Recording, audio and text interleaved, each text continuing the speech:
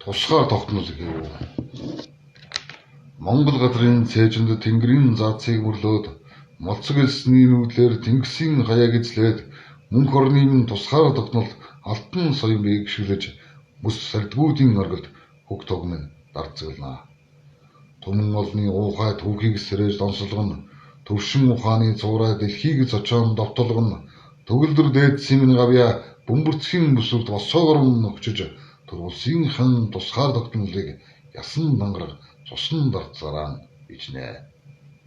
Эрх чөлөөний харанга эв нэгдлийн цагаан шонхорд захирагдана, эрхэмлэх өв соёл эцэг Чингисийн их засгаар замшлагдана, эх орончийн замл шудраг ёсоор ишлэгдэж төрийн цаазанд залбирна, их нутгийн минь хэвлээд үе минь судчиж хөрсөн ном нойрсноо.